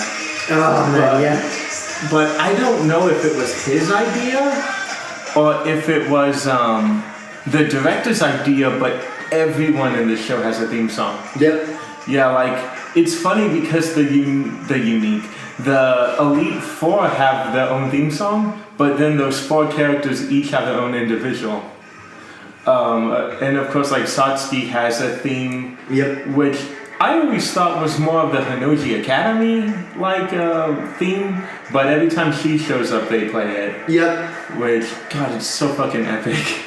It's funny because I remember when the show came out, a lot of people had problems with the music, and I feel like it's mainly due to the fact that with Attack on Titan, which came out earlier that year, he went all out. Yeah. And in this, he kind of went back to subduing his music again. But as the show went on and more characters are being introduced, they started noticing that he was putting in different themes in it, particular fights were changing. The songs some songs even had acoustic versions. Yeah. Yeah, Blumenkranz and Don't Lose Your Way, which is technically Ryuku's and what's his name's theme? Ooh. Senketsu. Yeah, that's technically their theme. But they all have their own little theme. They also have an acoustic like that. A really sad acoustic. Yeah. Yeah. Stop playing sad acoustic songs. And then, can you play the Bounty Hunters theme? Because I actually liked his a lot as well. Because it just showed how badass he was as well. What was his name? I kept forgetting. Hold up. I'm still on the wiki. What else should we move on to? Aside from that, because we get to see we really get to see the difference in stratification of the hierarchy once Ryuko and Mako make their own club. Because although Satsuki and Ryuko are duking it out with each other, she is an equal opportunity person. Where like if you do show merit in the club, she will give you like rank ups and everything. Yeah, but if you fail her in any way, girl will drop you like a log. Yep. Even her why do I want to say unique? Even her Elite Four members, which are basically her best friends. When Sanageyama lost his fight with Ryuku the first time, she was like, "Get the fuck out of my face." Oh yeah. And if it wasn't for the fact that he said, "Look at my resolve," she gave him one more chance. Dude, that was actually pretty hardcore. Yeah. Cause he was proud of his swordsmanship and his eyes especially. Yeah. That was actually a pretty weird ability he had. Whereas I just started to spasm. I was like, I can see everything. Yeah, I can see you. Dude, his eyes, I was like, what the hell is going on? Here you go. What's the name of the song? Suck Your Blood. Oh, really? That's what it's called? Yeah. Oops. Low power. Feel it free remix. Oh my god, but yeah, a lot of like the things like when you see these characters for the first time and everything, it's like one of those shows like, oh, this is the person that's gonna be the main focus of this current arc and everything. Yeah. And everybody equally, I love them a lot, especially because despite all the it's because of their quirks and everything. Not only that, but how they show their loyalty to Satsuki. That's really what got me attracted to them a lot. Yeah, and another thing too is when the show first starts off, the Satsuki and the elites come off as just kind of blatant villains. Yeah. But it isn't until I don't think it was the school festival, but it was basically the testing of the strength tournament. Oh yeah, when Mako and Ryuko make the Fight Club. Yeah, it was after that because they saw how fast Ryuku and them were taking out the other club members. Yeah. So she decided to basically have an entire free-for-all battle royale of whichever student survive will move up to the next round. Yeah. But that was really her way of thinning out the number of Goku uniforms, collecting the data so they can improve on that. Mm-hmm. And even the fight with Ryuku and the Elite Four were very much we know they're gonna lose. We just want to see what we can fix. Ooh, and I think one of my favorite arcs from this show was when they were fighting the Zenny guy. What Zenny guy? The money. Oh yeah, The money guy. I said the name earlier. Takayada, voiced by Ben Diskin in the dub, which they changed that character because in the dub in the sub the creators are kind of imagining him to sound like a British guy in the dub. So in the dub, on the other hand, they're like, he looks like a pimp. Hey Ben, do you think you can do that voice? Yeah, let me do it, and I'll play a little bit of it in a bit. Oh shit! Now I'm curious. Yeah, because I already love this voice from it and the sub. The dub though, like that's the one that you straight out have to tell people this is not at all the voice that you were probably imagining in Japanese, but it is just so fucking funny the way they kind of reinvented for them. And dude, that whole fight over there and everything, like especially because like when they were trying to take over the other school, it just really built it more. It just built more to the world as well that they were working on. Yeah, I think this is it. Ooh, Oh, snap! We got Satsuki up in the hit. Damn, girl, you hotter now than the last time I saw you. It works so perfectly. Though I barely recall our first meeting. Remember, we graduated from grade school, had that party in the backyard. My old man's Takarada of the Takarada Syndicate. You should be honored I even showed up. You should be honored I still have some vague recollection of your face. Same as Bobo, still looking down on homies like you some queen. Oh god, it works so perfect. It's like, wow, you could tell that it's not what they were going for in the dub, in the sub. Oh my god, and it still works. And I think they told it definitely was not in the Ben interview. I think it was when I went to the Kill or Kill panel. They did mention how the people at Trigger, when they heard the dub, are actually very happy with it. They really liked it. Which again, Ben Diskin came a long way from voicing one of the Eugenes in Hey Arnold, one of the many voice actors for those kids, and also playing Hoagie Gilligan #2 and Nigel Uno #1 in Kiss Next Door. Dude's been busy, but yeah, the dubbing in this is great, but that is basically what I was trying to make the point of earlier. We do see that these students are just they're kind-hearted kids, like Gamagori, for example. Ryuku's moped, which Mako's dad scammed for her, broke down, and they were walking, so Gamagori, who can drive, basically told them to get in the car. Oh yes, his pimp style car, the lowrider. Yeah. The reason he got that is because Satsuki wanted a personal driver, and he said, "I'll be your personal chauffeur." So that's why he got his driver's license and why the car looks like that. Yeah. Dude, that car was so beautiful. Not even more so, I love how Gamagori drives. Yeah. Well, was it crazy or was it obeying the speed limit? No, both. Because remember, he was a really good driver, but then remember when they got assaulted? Yeah. And he was like, alright, time to lose them with some evasive maneuvers and just starts spinning. The car starts spinning. I was like, what are you doing? He's like, I thought this was gonna work. I see this work in movies all the time. But he's... let me see if I can get that. Let me see if I can get the scene I know you want.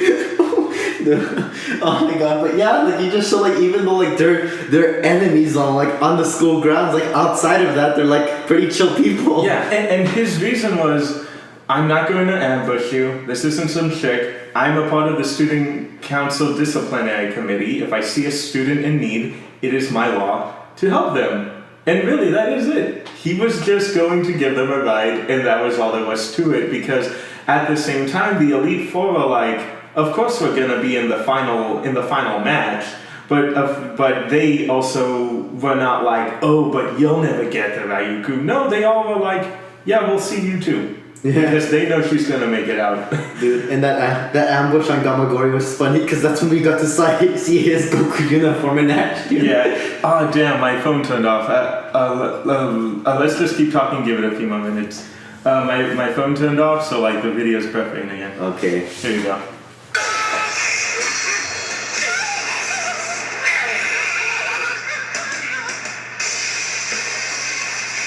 Restore Goku uniform. Shackle regalia.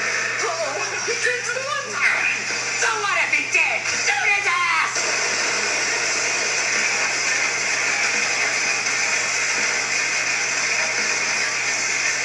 I like how this is BB going. You have no idea.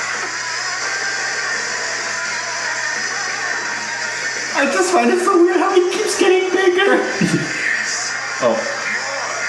Punish me! I've been such a bad boy. Punish me. It's like you're whipping my heart. Punish me. The stronger I get, just like I was back then. Yeah, that was Patrick Sykes doing the voice, who it's just an all-around pleasant guy, but yeah. I've been such a bad boy. Hurting me like you ripped my heart out. I still both are. Oh my god, man! I can't even tell which one I like better because in the Japanese version, it gets to the point where his voice gets high pitched. It's like whoa. Yeah. that is something that Patrick Sykes can't really do, so he really hammed it up, even by changing some of the words to make them sound even dirtier than the Japanese did. But which is something I notice a lot, especially when these dubs are being directed by a guy called Alex Vaughn something. Who he actually allows them to cuss. Yeah. Like in like Ben Diskin played a character, the guy with the skeleton mask in Axel World. I forget. Hey, crap. But they basically Ben told us his instructions to play that character is call the main character every nasty name you can think of. Just don't use the FAG word and don't use the N word, which he's like, well, yeah, I can't call him the N word because he's a Japanese boy, but yeah, I will not call him a fag.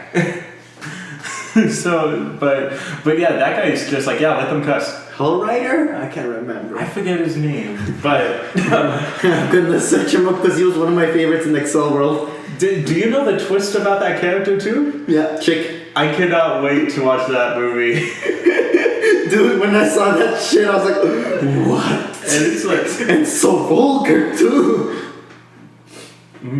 she even though it's funny because she looked like Mikun from, I just realized what was wrong with why Mickey never liked her name in School Live. Mikun. Ooh. Huh. I wonder if that plays into the theory that a lot of people still think she's a boy. Even though she does have boobs. Okay, well, I'm looking for characters. I'll keep talking, Danny. Okay, sorry. But yeah, I know. No dead air. But yeah, you do see that these characters, they're very noble characters. Gamagori, of course, like, Gamagori would later form a crush on Mako after the Toddy episode where Ryuko had no choice but to go to school in her bunny pajamas, and Gamagori scolded her for that, and Mako gave him like a really good reason on why she should be able to wear the bunny pajamas, and he's just like, what is your name? Makonchako. Oh yeah. Mako Makonchako. And it's like, and then it's like, oh, okay, I'll remember that name. And the whole time as the series starts to go on, you realize he has a little bit of a soft spot for her. And during the school trip raid festival, you even start to see him being hesitant to fight her too. Mm-hmm. Because there's a part where she was trying to give Ryuko back her scissor blade, and Gamagori cut her off, and he said, I will not let you pass anymore, Mako, even if it is you. And of course, near the ending, as the show goes on, more people begin to like berate him. Ash Roller. Ash Roller. Okay, there we go. I completely forgot that name. The people even start to berate him for that too. When they rescue Mako from the covers, they're like, "Okay, guys, stop flirting." And it's like, "I was not flirting with him." But what else should we mention? Because we can always start just moving up now. Because I want to talk. I want to move up as well with it. All right. Yeah. So what do you want to start off? Okay, so right after Satsuki pretty much conquered that other class and everything. Yeah. Schools, different school The districts. different school districts with the Goku uniform army and everything. Yeah. That's actually when we start getting to the plot as to like why Satsuki's doing all of this in the first place. Yeah. And it all starts with Ragyo, which by the way, oh my god, best villain and also best soundtrack for her as well. Right? Yeah, so you guys of course heard a little bit of that. It was our background music for a little bit. Which is called Blumenkranz, and Jesus Christ, man, it is such a perfect theme for essentially a villain, because the theme basically takes over the entire scene. Because at the same time, this villain takes over the entire scene. Since the show is very heavy on clothing, the villain, the secondary villain is the Grand Couture, which is the person who makes fabulous clothes. Oh yeah. And the main villain of the show, Ragyu Kyuin, is basically like a fashionista. She is like a very upper class, classy debutante, and it's so appropriate for a villain that is representing clothing. Yeah. So when she shows up, it feels like you're watching a fashion show, and they just play the most perfect music for her. And I remember back in high school when Kill la Kill aired, one of the reasons one of my friends stopped watching it was because of Ragyo. You stopped watching it? Yeah. Oh, how come? Because of the scene where she fingered Satsuki. Yeah, fingered Satsuki, and everyone tends to forget about the threesome in that show too. Yep. Yeah, a lot of people got really uncomfortable with like the fan service in that show. But the thing with me, the reason, okay, so You were older than us at the time. yeah, no, and also given a lot of people tend to forget that before I started getting into anime, I was an anime detractor. I never got it because, in all honesty, my friend never really showed me good stuff. It really says something when your first anime is Girls Bravo. That was my first manga. Yeah, or Amahado, which is a show about a boy who lives in a world where people have magic powers, but they can only do it X amount of times, and this main character can only do his 7 times. And it's like a mass, it's a harem show because it is said that, yes, he has 7 chances to use his magic, but if he's anything like the last guy, when he uses his magic, it is going to be fantastic. It's going to be powerful. So if anyone has a kid with him, they will have the most powerful child in the world. So there's a lot of girls who want to fuck him. Yeah, so that's for the weird harem aspect. When I really look back at that show, I wasn't really a big fan of it. And then there's Maid Guy, which I like, but I'm like, it's not what I wanted at the time. That's not the kind of stuff I was into. So when Attack on Titan came out X amount of years later, I fully got into anime. And then what was the next anime I saw? Kill la Kill. Kill la Kill. Even Ben was like, that is not the second anime you go into. That is not a good jumping off point anime. It is amazing that you liked it. Oh wow. Yeah, but again, the reason for this is I saw where the parody was coming in. The main character wasn't plotting it. It was gratuitous, but other characters are kind of like, yo, why are you running around like an exhibitionist? Actual dialogue in the show. Yep.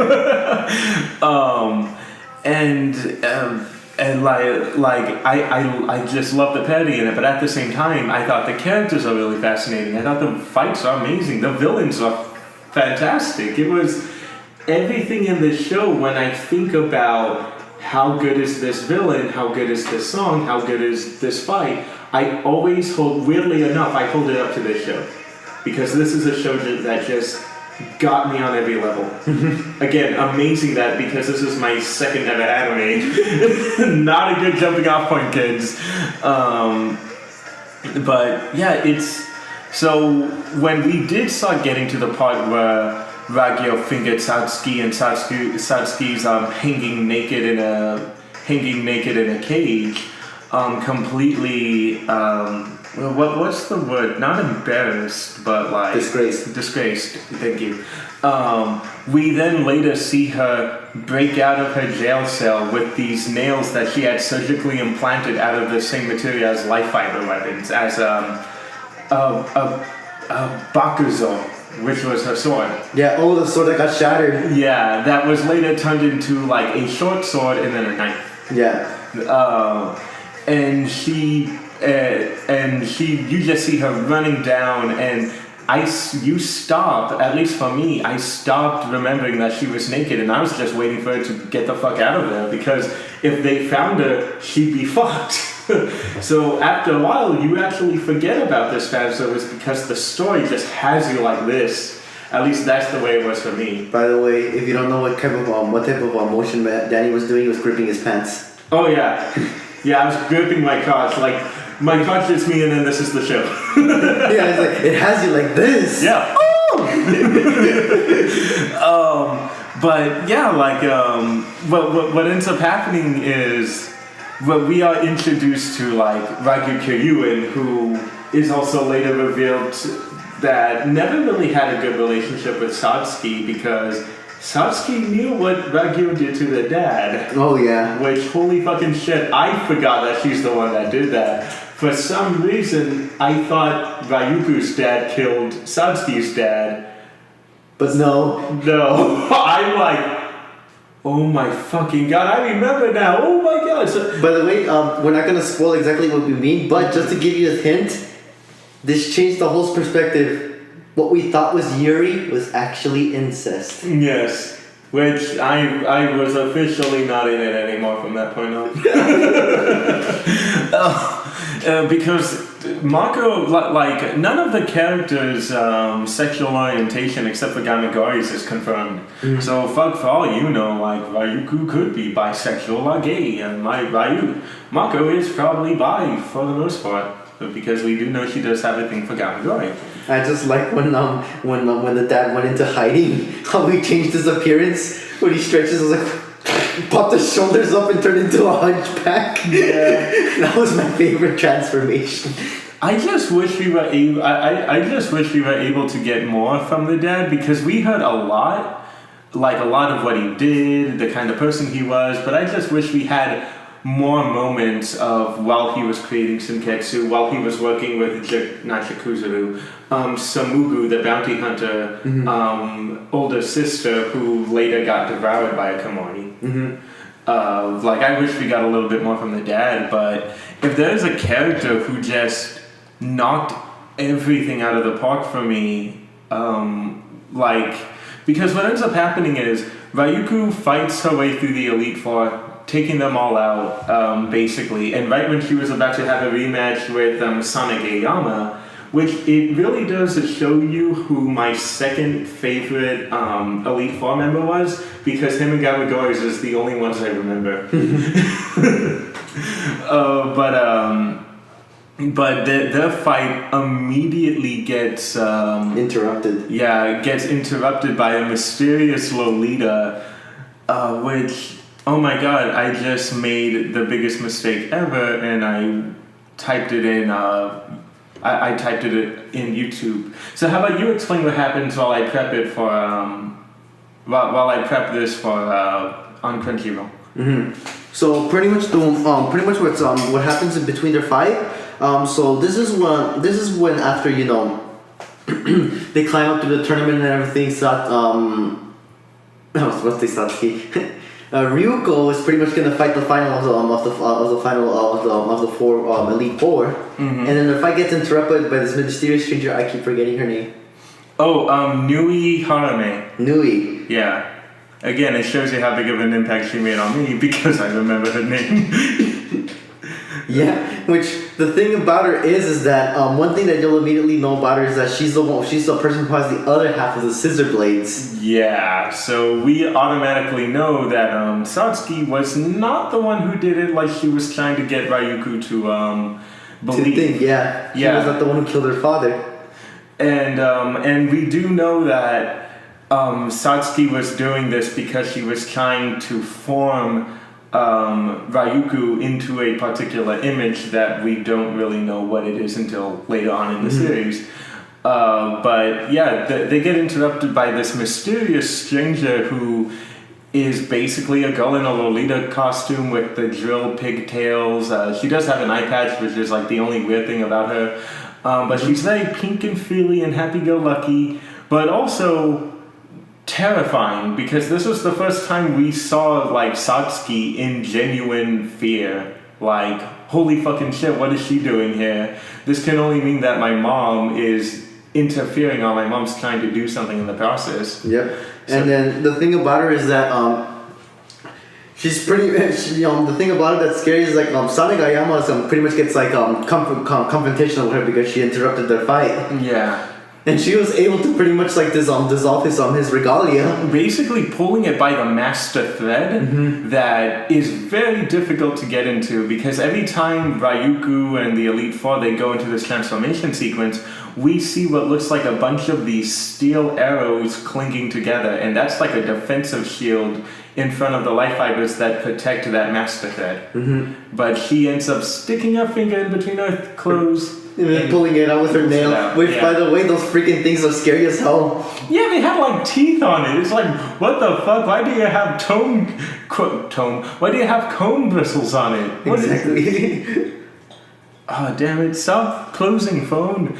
But yeah, like, come on. Yeah, but this character is like, what makes her so scary is she's a contradiction. She's so happy, cute, but what she's saying and who she is terrifying. It's different from what she really, from what her personality truly is. Yeah, like the night she killed Ryuko's dad, Ryuko missed her by seconds. And she even says at one point, if I had known that such a cutie was on her way, I would have stayed a little bit longer. Meaning, if I had known you were coming, I probably would have done terrible things to you. Yep. Awful things. Shall I take you to Onoji Academy? No. We have a meeting with our global branches. Take us to the home office. God, I keep forgetting how glowy she is. Right? This is a family, Satsuki. Why didn't you tell me you were doing something this fun today? I'm She's leaning on her own subtitle. Don't be like that. I thought you and I were way closer. Like two peas in a pod. Who are you trying to fool here? You associate God, I keep forgetting she has the ability to break fourth walls. Yeah. Your icy stare and icy skin are simply ravishing. My fingers will be tingling for the rest of the day. I'm not gonna let anyone get in the way of my fight with my toy. So move it! Sorry, love, can't do that. Might as well find the seat because I'm gonna be fighting her next. I said, get out of my way! What? She blocked that with an umbrella. She blocked a 3-star? Without a uniform? No way, how'd she do that? I have a bad feeling. Bad, like really bad? Yes, overwhelmingly bad. Gosh, this won't do. I was Also, she's very limitedly animated. Oh yeah, she is. Finishing move! Ishin Sensaku! You're back to being a naked monkey, sweetie.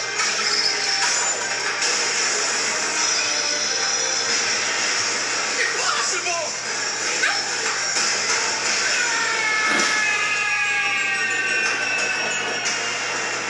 Darn, you fell down. The 3-star uniform on... Yeah. So, a lot of people will actually recognize that voice actor as the voice of Ari in Bravely Default, the little fairy that follows you around in the game.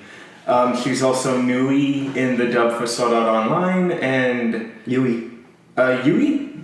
Sorry, I just said the name again. Yeah, so Yui in Sword Art Online, And then Ben even knew a dub she was in, but I forgot. Just go check out that episode, he mentioned it. But she scared the ever-living shit out of me every time she showed up. There's even a fact that almost immediately after this encounter, Satsuki bans her from ever entering Hinoji City again. And what did she do? Poses as a different student, fakes her transfer papers just to get close to Ryuku, which... Who the fuck does that? A goddamn psychopath. And given she disguised herself as a boy and Oh, yeah. the school news editor. Yep. Yeah, she completely transformed herself. The only thing that gave you an idea that it was a fake costume is the right eye, because her right eye is covered up, was covered up by hair.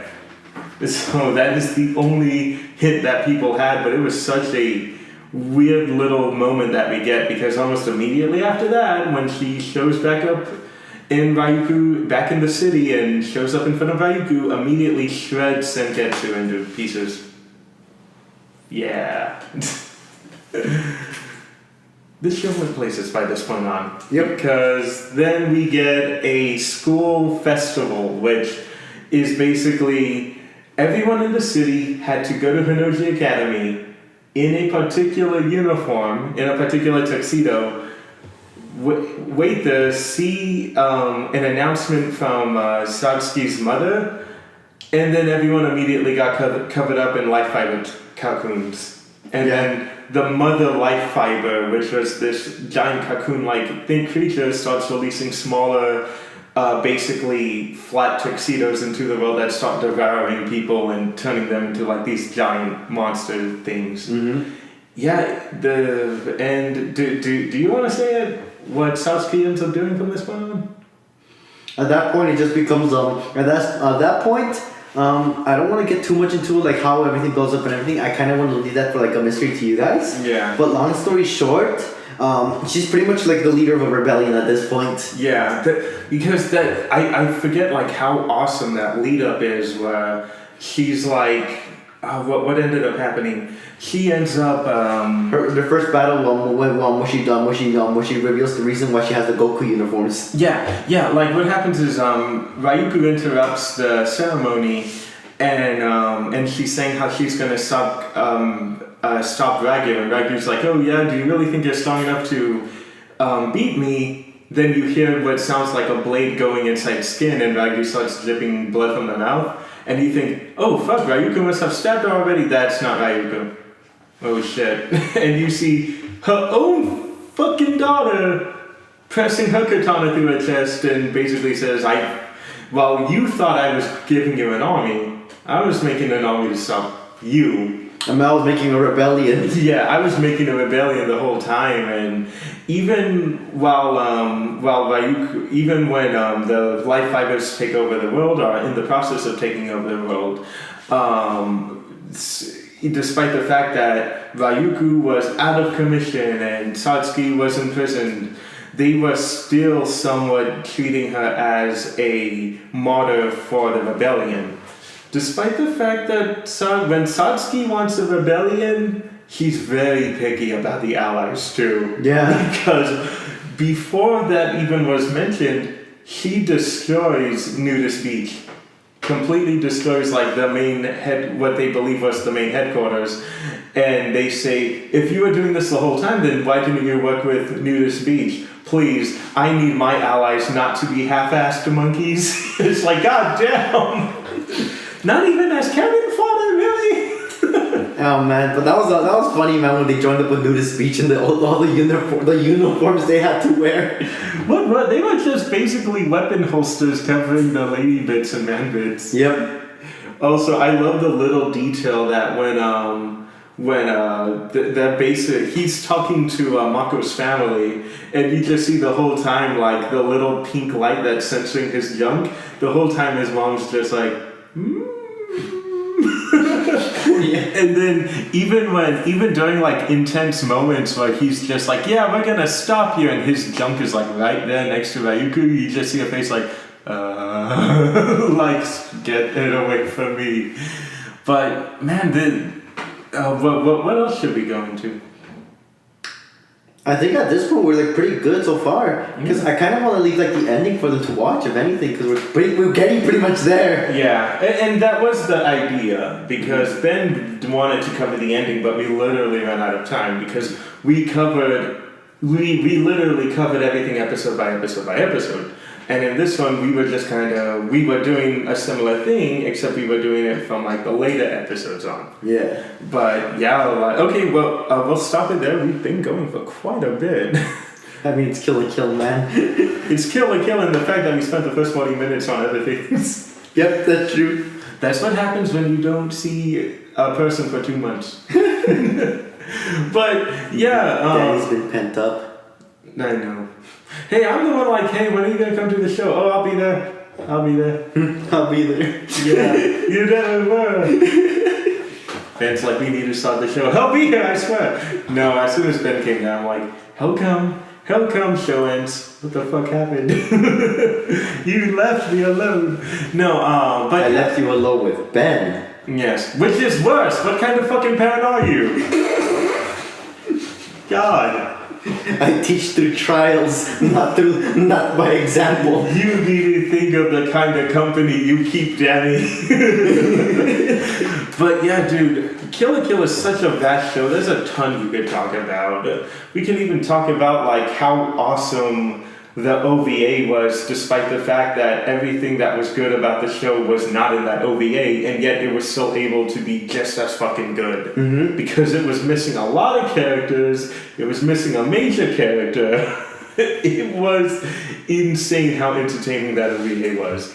And also, it was one of the few shows to actually give you an epilogue, instead of just like, the fight's over, here's a little bit of something for the credits, but the show's done. This one was like a flat-out epilogue. Yep. So definitely watch that OVA. It is also dubbed, and it is sadly Crunchyroll really needs to find a way to get a hold of OVAs on that. The only OVA I think they have is R. One Piece? They have all that stuff? No, I'm just saying like how I watch my shows. Oh. Yeah. I love sailing the 7 seas of the internet, man. Yep. Just not the dark web. That's not somewhere you should go to. But yeah, of course you can always buy them off Aniplex. You know, $50 for 4 episodes. I'm good. I'm the Robin Hood of the internet world. Yeah. Aha! Dun, dun, dun, dun. I know what that theme song was. I'm sorry. That was not Robin Hood. That was Superman. I'm sorry. I fucked up. Anyway, this would not be a completed experience. So before me and Lewis do our thing, let me bring up, of course, a song that we somehow went the entire time without covering. Oh yeah. So, Lewis, what are the things that you think you like about the show?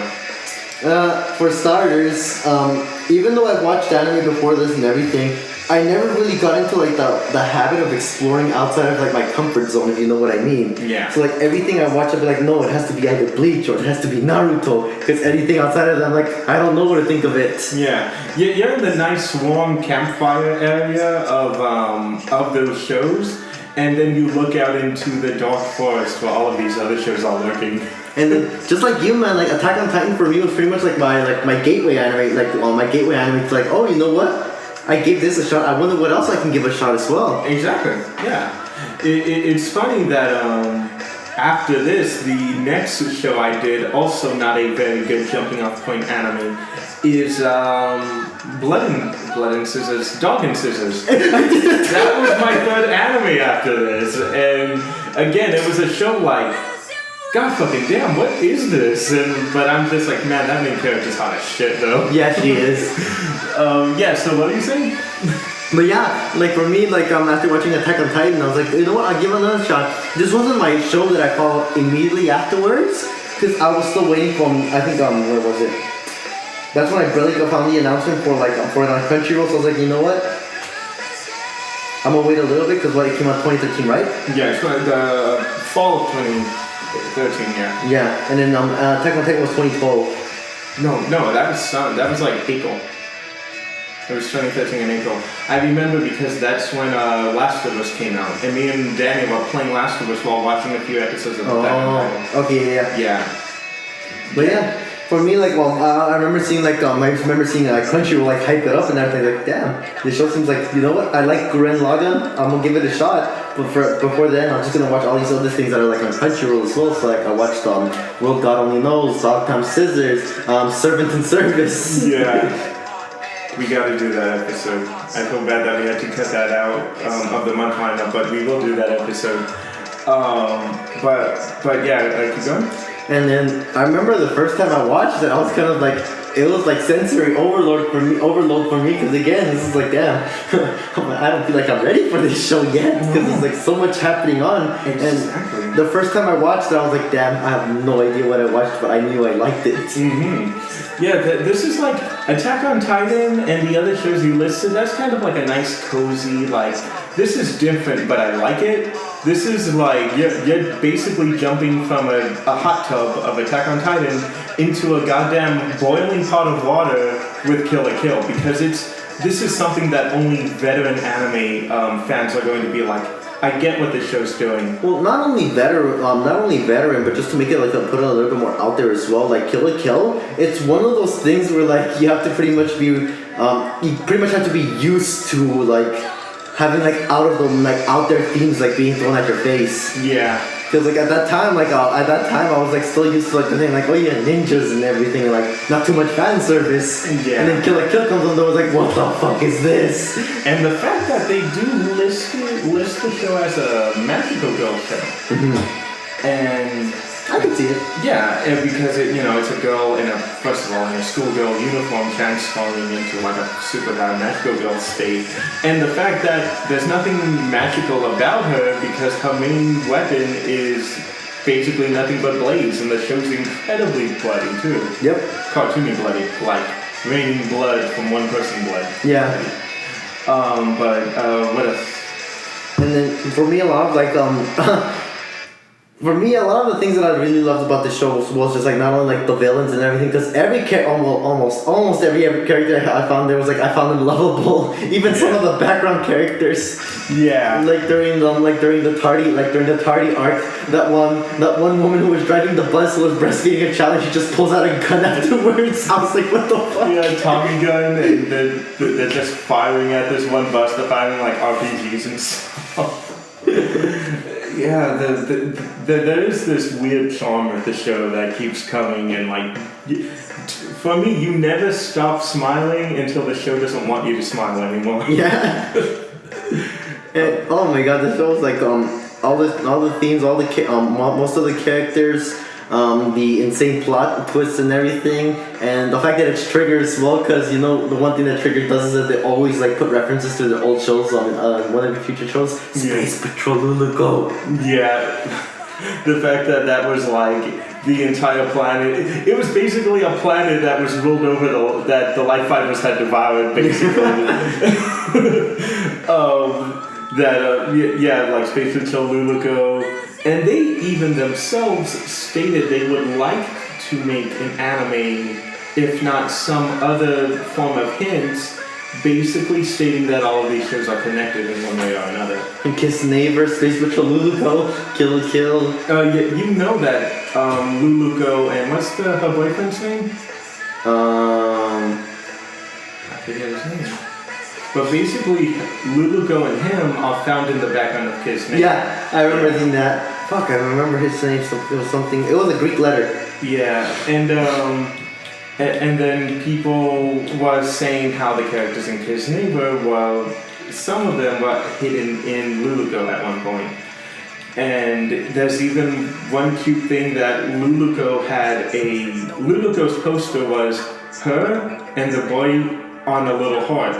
That was the poster. Mm-hmm. When Kiss Neighbor came out, it was the exact same poster, except it was the main two characters on that show. So they do want to kind of state that all of these shows are kind of connected in one way or another. And then with my Little Witch Academia. Yeah, but they're flat out like My Little Witch Academia is like on another planet. Little Witch Academia. Little Witch? My Little Witch Academia, my bad. My Hero Academia. I know. My Little... Yeah, I want that. I want that, like, crossover event where it's just both of the Academia shows just going at it. Yeah, but, Little Witch Academia, my bad. How they do want to kind of cross those shows over, and they do kind of want to keep throwing in more hints that these shows are connected.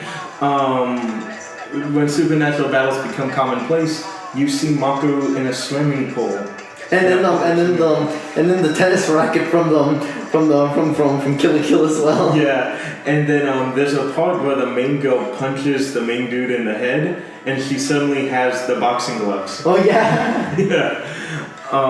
And, you know, they're not really saying anything, and they're just letting people chalk it up to, it's references to the show, let them have fun. But yeah, anything else? Aside from all that, the more I rewatch this show, the more I pretty much like fall in love with it again. I'm like, oh my god! Like now that I've actually like had more exposure to this and everything, like I get to see like new things that I never noticed the last time I watched it, Yeah. or revisiting things. Like damn, like I knew I liked this character before, but were they always this badass, or were they always like this epic? Yeah, was this character who I'm really feeling for, did I really find him that sympathetic the first time? Yeah, it was something even I'm like, I feel like I'm watching a completely different show now, but I do remember loving Kill la Kill, which, again, once you're done with your thing, I will tell you a story that you are already well aware of. Yeah, you can go for it. If anything, I'm pretty much like done with like what I thought of it. Oh, okay. Let me pull out Nui's theme. I thought you were gonna put the acoustic one for Don't Lose Your Way, the sad one. No, I don't want that one. I need the energy. Okay. But yeah, like, basically my whole thing with the show is, yeah, this was not a show I should have been jumping into so soon, but I ended up really enjoying it. I thought the characters were cool. I love the whole twist of what the life fibers were and what clothes were, basically. Yeah. Like, it wasn't just life fibers, it was, if this didn't come here, there would not be any clothes. Like, yeah, there's a reason why we are intelligent. I like how they did that too, and I was like, what? Yeah, and how they explain why the life fibers were just barely waking up, but why clothes existed for like hundreds and thousands of years. Like, it was bananas. It was just a crazy fucking idea of a show, and I was a little loud. I don't wanna have to compete with you, Nui. Do you want to compete with Nui? No, I don't. I don't even want to be in the same room as her. I still remember my first AX, someone cosplayed as her, and I was, as cute as she was in character, so there is a photo of me somewhere smiling, and then the second photo of me looking at her like, what the fuck, because she stuck her finger in my ear. She was doing that creepy Nui shit. She's like, oh, can we take another one? And I'm like, okay. What the fuck is that? And it's just a photo of her, like, and then me just like, what the fuck? Sadly, I was not the one that took the photo, and I do not know if that person still has the photo. I'll look for it. Damn. Yeah, she really got under my skin, this character. Literally. But shoot, what was I gonna say? So when I saw this show, I really enjoyed it. So what was the next logical thing for me to do? Let's watch this Gurren Lagann show people said the same team worked on. I like Gurren Lagann. I really like Gurren Lagann. I went on Facebook and said, wow, I love Gurren Lagann. But I didn't think it was as good as Kill la Kill. I like Kill la Kill a lot more than this. And all of my Facebook friends got on my ass for it. They're like, oh, so you like, oh, come on, this is like my all-time favorite anime. Like, what the hell? Kill la Kill's so fucking gratuitous. And I'll give you 2 years later, still 2 years since this happened, I post, JoJo's Bizarre Adventure is really fucking good. I get a comment. Oh, so you like this but not Gurren Lagann? Fuck you. I'm like, dude, it's been 2 years since that. I get the feeling you're trying to target Fred, but I'm kind of like, I was not friends with them at all. I wasn't friends with any of you guys at that time. Me and Ben had just barely started talking about anime. I got you, Danny. What are you doing? Don't scare me. No, I know what you're doing. No, I wasn't really close friends with you guys yet. It would still be another year before you showed up. Me and Ben just barely started talking about anime. Me and Sergio just barely realized that we have a lot in common instead of being that whole, what's up? What's up? kind of weird relationship we had. What is this? Oh god. Yeah, I'm really mad that it doesn't start off like, hallelujah. Right? But yeah, for me, I thought these characters were so likable. A character that would normally get on my nerves on any other show, Mako, I thought she was in. There was very good and funny reasons to why she was in that show. She even played a really big part in Ryuku's like fights that I completely forgot about. The fact that she is the reason why Ryuku can keep from going, insane. And how like Ryuku, I also really like that the first time, and it really does say how good this show is, but I never really knew why. The first time I saw this show, I still didn't understand why they had to make her look slutty. But then you watch the show again, there it is. You watch the show again, and they say the reason the life fibers have to make, the reason Senketsu's doing that to your body is because the more the life fibers are being exposed to your skin, the more likely it's going to take over your body. So he's doing that to protect you while at the same time giving you all of his power. Which I'm like, that makes so much sense to just fucking justify the fact that you're a perv. That these creators are pervs. But I thought that was really cool, and it really made me love this series more. That my whole plan was I'm going to watch this show in 2 weeks because I'm going to be taking breaks in between. Ended up watching this show in 4 days because that's as much as I was able to go into. But yeah, I love this show. Hiroki Serrano. It wasn't until Thunderbolt Fantasy that Ice found a soundtrack he did that was equally as epic as this. Because in Thunderbolt Fantasy he did a similar thing that certain, not everyone though, but certain characters had their own theme songs. And it made for really epic moments of the show. Season 2's next month! Yes! Guys, note that there might be some bias in October, so it's going to be a hell of a fight for who's going to win fall of 2018. I just can't wait till Bone Daddy gets his army on Tuesday. What's Bone Daddy? Overlord. Oh yeah. That's what everybody in the comment section's calling Ainz now. It's like when they were trying to decide what his king title should be. He's like, God damn it! Why did no one mention Bone Daddy?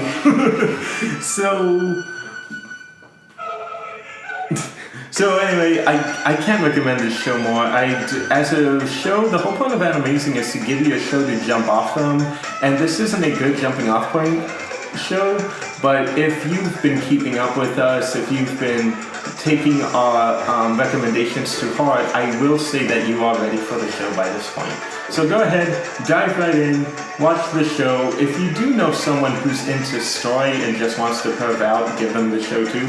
Because they'll get way more than what they think they're gonna get. They'll get more than what they bargained for, pretty much. Yeah, so yeah, I fucking love this show. I'm so excited for Promare. Promare is a show coming out next year created by the same two dudes in Studio Trigger. Please just go watch this show, go give it another bit, and I think that's it.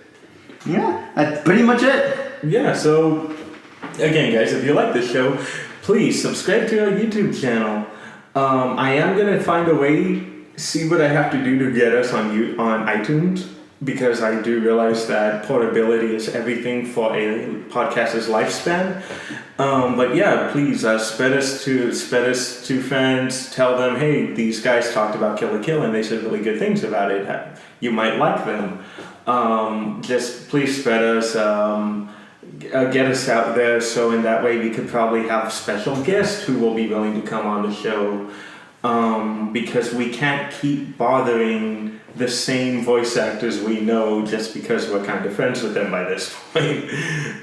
Even though I know Reina Shoba wanted to come back on the show before she had her baby.